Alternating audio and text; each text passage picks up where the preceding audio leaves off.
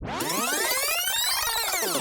this episode, Martin, today we're going to talk about what's going on in this very moment with COVID-19, the real estate market, and Right. what your team's doing. I can tell you, just in the last couple of days, there were a lot of people that were ready to list, and all of a sudden, well, we're just going to sit this out. And as realtors, as professionals, I think that's part of our job to give them information so that they can make decisions based on actual facts versus based on fear. They're going to make it. There's two types of realtors right now, and if we look, 90 days, 120 days down the road, there's going to be those realtors that are having a gangbuster business because they stuck to the daily activities, and that they had to do. And there's those who just sort of go, wow, what happened today, right? Every morning as a real estate agent, you wake up unemployed, right? And so what are you gonna do today? Because you're not guaranteed a paycheck, right? So I think we're gonna end up at 95 million this year. So it'll probably be our That's amazing. That's second best year ever. And what I want people to really understand is that all you're doing is you're getting in the right mindset, you're making the most out of your morning, and you're doing the activities that lead Right. to results. It's Yeah. very, very simple. And the reality is with this many transactions happening right now, there's so much market share to be gained if you are not the one that slinks back and recedes into Right. non-action. I will tell you, it is shocking the amount of realtors I spoke to from other brokerages this last summer and late spring that told me, well, we can't sell real estate. So,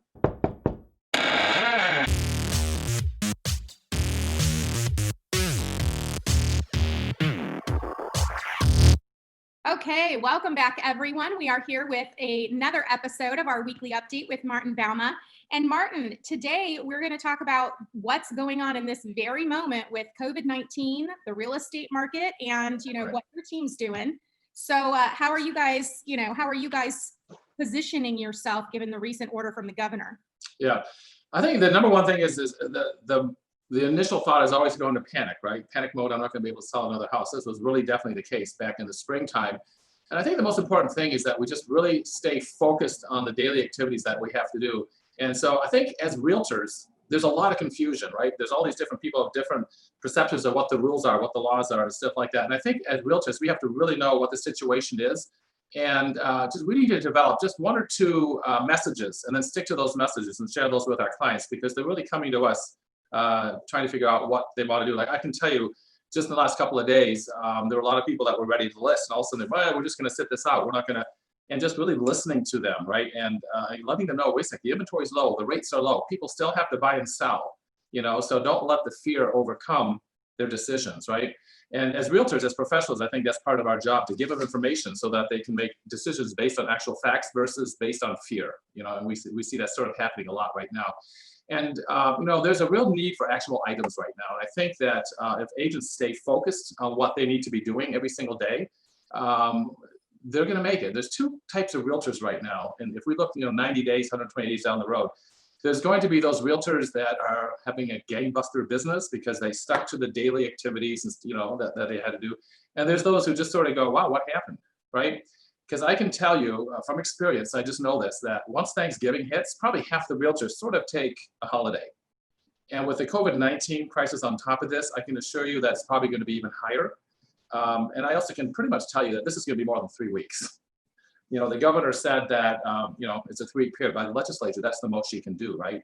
I can assure you that there's going to be another 3 weeks, probably another 3 weeks, and at least till through the holidays and until those COVID-19 cases come down. So I doubt this will be a 3-week situation. I'm prepared for probably about a 2-month situation. I think we all have to be prepared for that.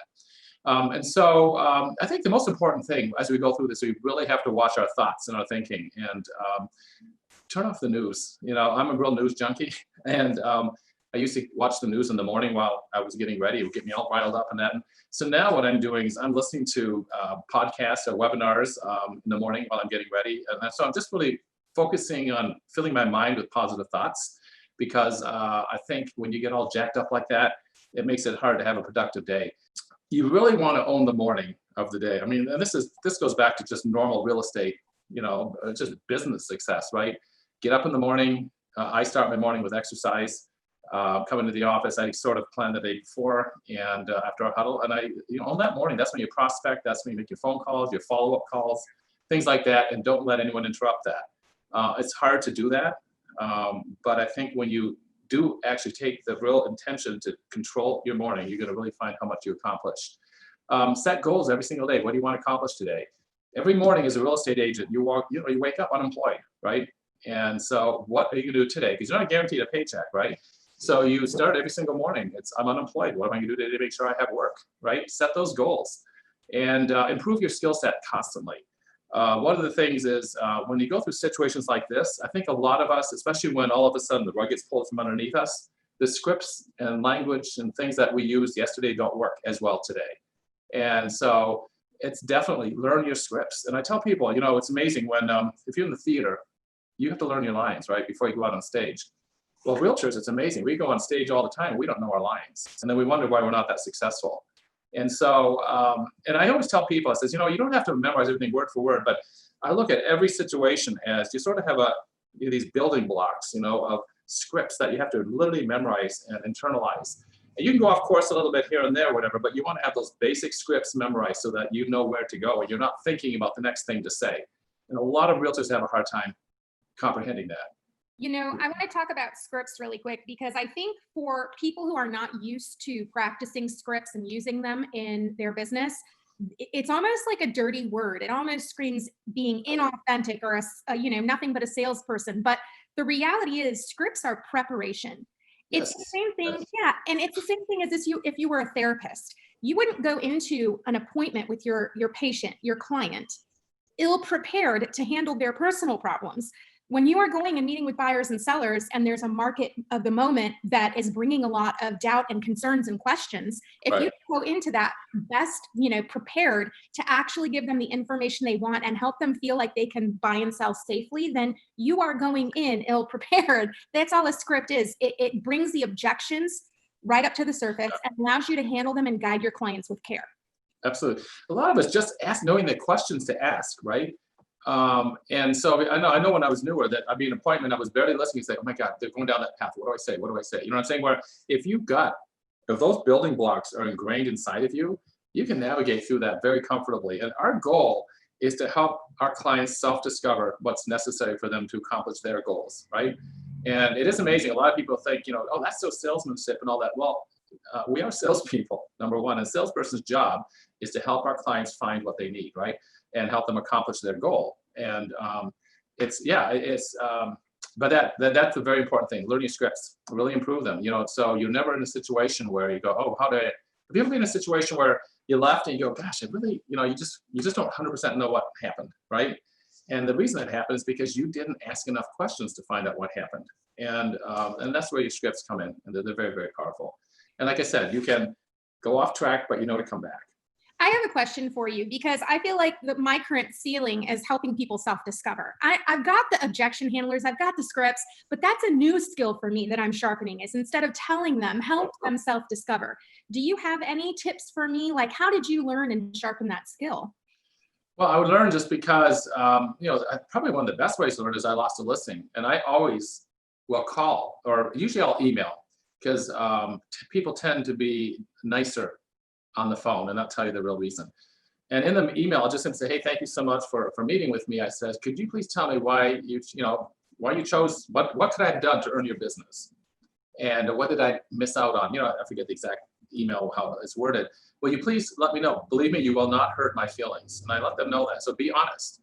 And that's where I would find, wow, this person said he do this, and this person, I thought, gosh, I need to ask more questions, or I need to pull things out more so that I could have discovered that. And so I now know one of the questions I ask in listening appointments is there anything that another agent said they do that I haven't discussed, right? Because I don't get into every minutia of everything I do, but if you have an agent who suddenly said they do this, they do this, they do this, they do this, right? That seller is thinking, wow, Martin doesn't do all that, right?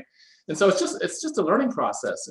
Always try to find out why you lost a listing or why a buyer didn't work with you, and have the guts to ask them, right? And a lot of times they'll tell you.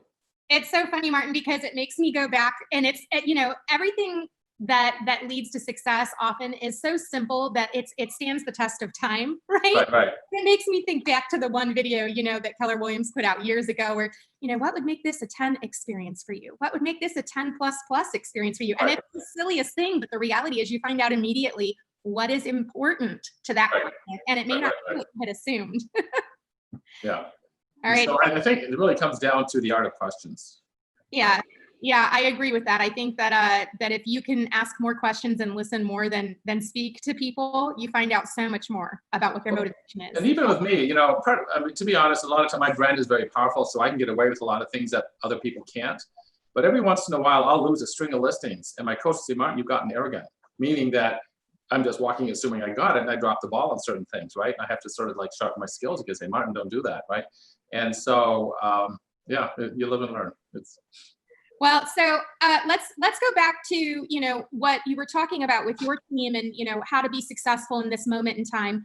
A lot of what you were talking about, you did talk about the activities, but a lot of what you were talking about starts with mindset, right? Absolutely. And so I just want to bring folks back to that, because we did see this in the spring, and in the spring we were actually ill prepared as a nation and as an industry. We didn't know what was going to happen. Now at least we know. We are essential workers. We can still sell houses. We have some restrictions, but we're not in the dark. And so what I really encourage folks to do is do your checkup from the neck up. Okay, check your mindset, do what you need to do to stay mentally, emotionally, spiritually, and physically at your pinnacle.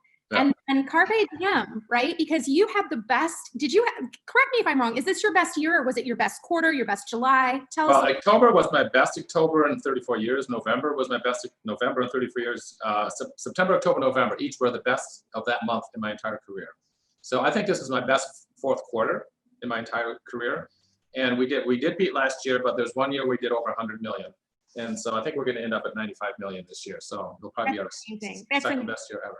And what I want people to really understand is that all you're doing is you're getting in the right mindset, you're making the most out of your morning, and you're doing the activities that lead to results. It's very, very simple. And you know, the reality is, with this many transactions happening right now, there's so much market share to be gained if you are not the one that slinks back and recedes into non-action. If you look at any crisis, you look how the business goes down, the number of agents that drop out is usually more than what the business goes down, right? So there is more business for the people that remain and that work. But that's the other thing too, is you know, you got to be, this is a time where you really have to be committed, not interested. And the difference is, interested means you'll do it if you feel like it, and committed says you're going to do it no matter what, right?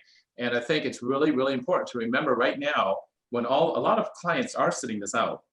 And the most important thing, you guys, and I can't stress this enough, is stay in touch with them. Stay in touch with them, because right now, I can absolutely tell you, each one of them is probably communicating with 3 or 4 realtors.